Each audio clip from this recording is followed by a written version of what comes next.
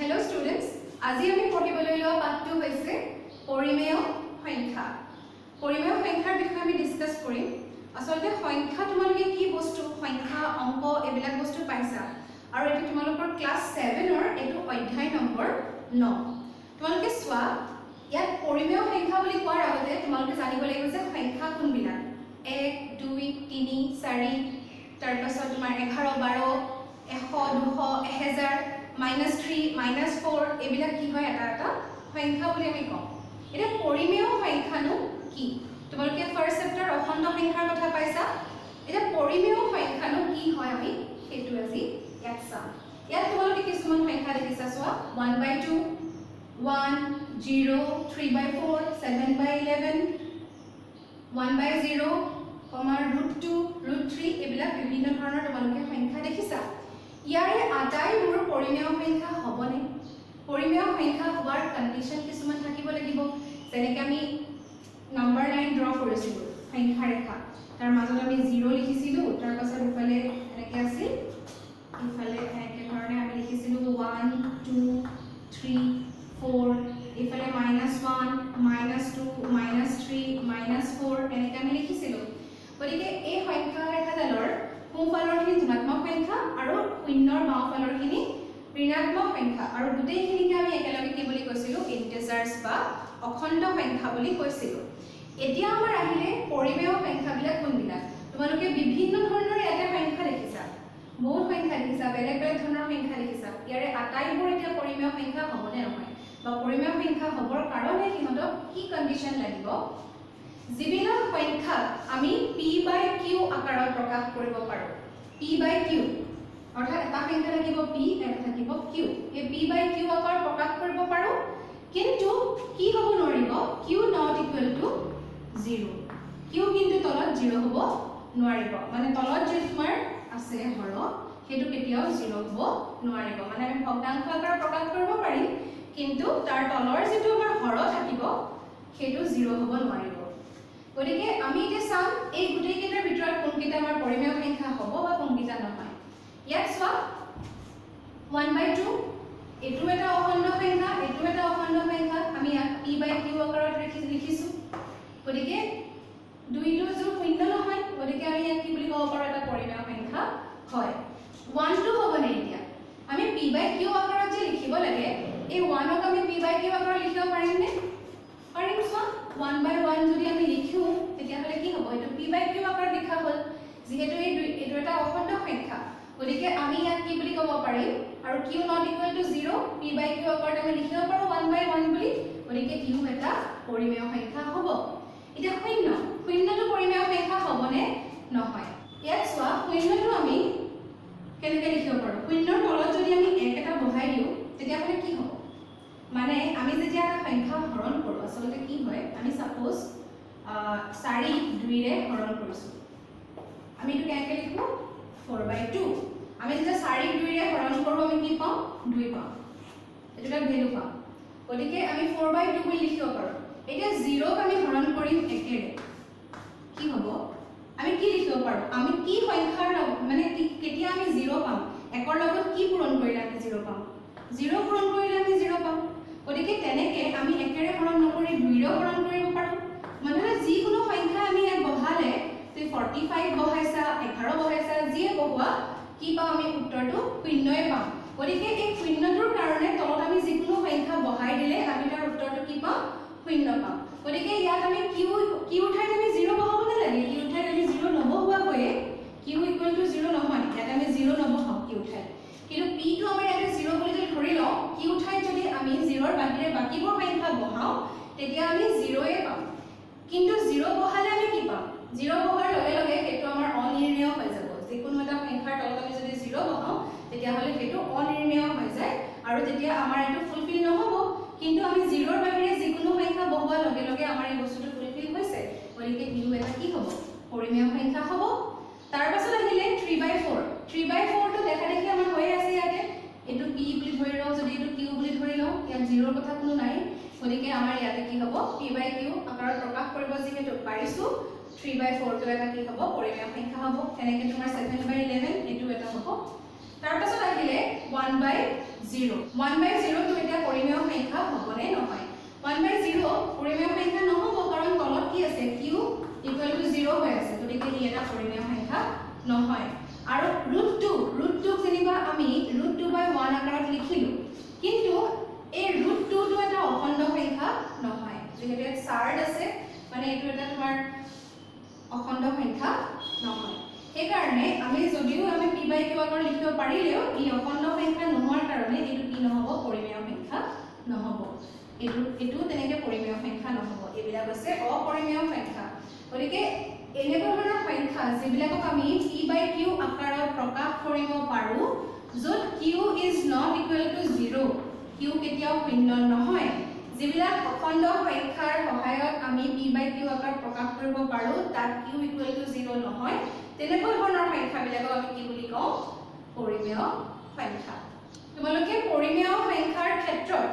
আৰু দুটামান কথা মনত ৰাখিব লাগিব p/q কথা যে কৈছো আমি গম পালো যে অখণ্ড সংখ্যা হ'ব লাগিব ইয়াৰে যেটো p আছে ই পজিটিভো হ'ব পাৰে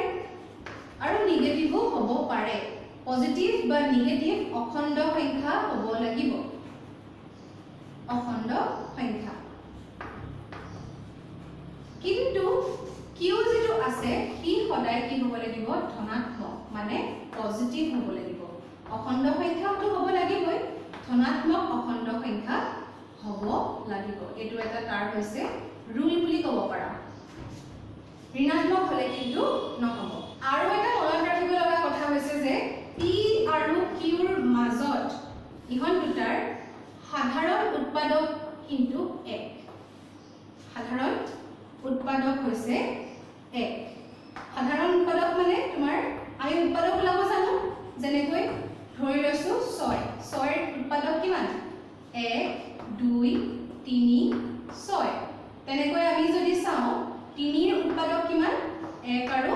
3 গতিকে 6 আৰু 3 একেটা সংখ্যাৰ কি হ'ব সাধাৰণ উৎপাদক থাকিব চোৱা 1 টো আছে 3 টো আছে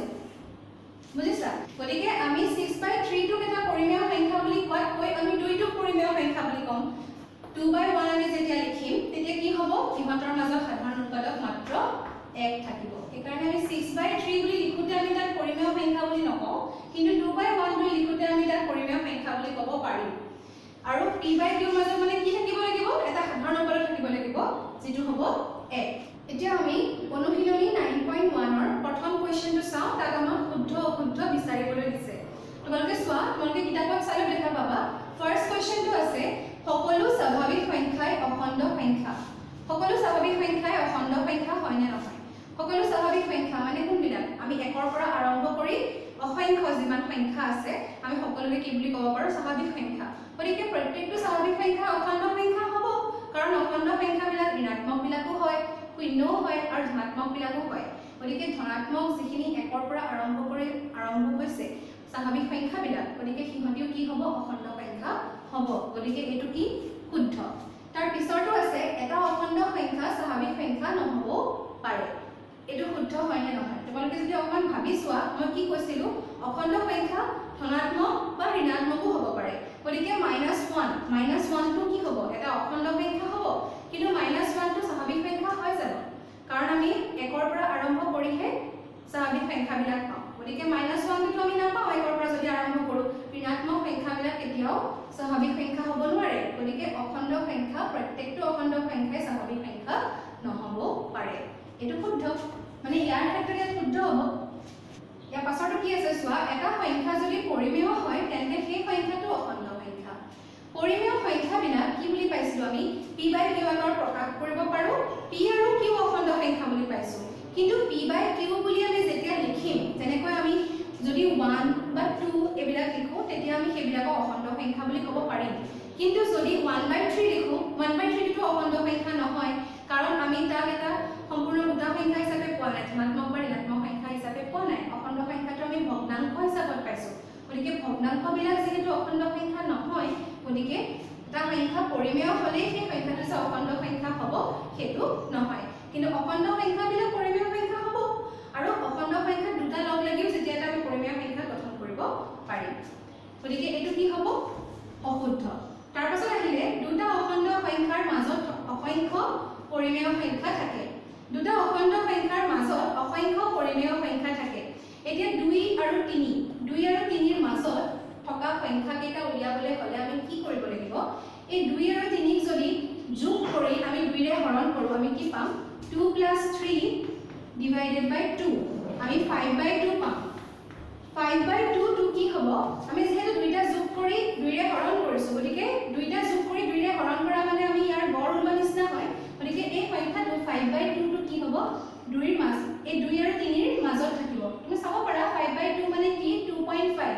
2.5 টো কি হয় 2 কে ডাঙৰ কিন্তু 3 কৈ সৰু গতিকে 5/2 টো এটা কি হয় পৰিমেয় সংখ্যা হয় গতিকে আমি কি গম পালো যে দুটা অখণ্ড সংখ্যাৰ মাজত পৰিমেয় সংখ্যা থাকে আৰু কিন্তু অসংখ্য বুলি কৈছে অসংখ্য বুলি কোৱাৰ এটা কাৰণ আছে মই তোমালোকক যেতিয়া এক্সাৰসাইজটো কৰাই যাম অনুশীলনীৰ পিছৰ অংকবিলাক কৰাৰ তোমালোকে গম পাবা আমি যেনেকৈ 5/2 ওলাইছিলো এতিয়া আকৌ যদি আমি এই দুটাৰ মাজত উলিয়াও divided by 2 কৰি দিও 2 আৰু 5/2 ৰ দুটাৰ সংখ্যাৰ আমি যদি যোগফল লৈ তাক divided by 2 কৰো তেতিয়া আমি হিমন দুটাৰ মাজত থকা সংখ্যাটো পাই যাম আকৌ 5/2 আৰু 3 ৰ দুটা যোগ কৰি যদি আমি 2 ৰে হৰণ কৰো তেতিয়া আমি হিমনৰ মাজত থকা পাম তেনেকৈ আমি পাই গৈ থাকিম গতিকে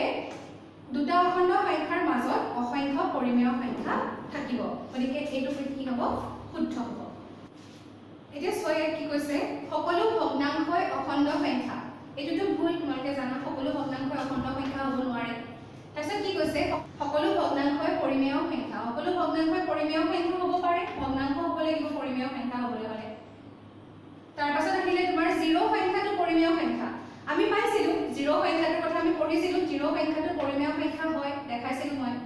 তাৰপিছত আহিলে প্ৰত্যেকটো অখণ্ড সংখ্যাই পৰিমেয় প্ৰত্যেকটো অখণ্ড সংখ্যাই পৰিমেয় হ'ব পাৰে নে নোৱাৰে প্ৰত্যেকটো পৰিমেয় সংখ্যা আমি অখণ্ড সংখ্যা নহ'ব বুলি পাইছিলো কিন্তু প্ৰত্যেকটো অখণ্ড সংখ্যাই পৰিমেয় সংখ্যা হ'ব পাৰে গতিকে আমি তিনিটাই শুদ্ধ পালো আৰু এটা ভুল পালো গতিকে এনেকৈ ধৰণে তোমালোকে এইবিলাক উলিয়াই ল'ব পাৰিবা ইয়াৰ পিছৰ কোৱেশ্চন কেইটা আমি পিছৰ ভিডিঅ'বিলাকত ডিছকাছ কৰিম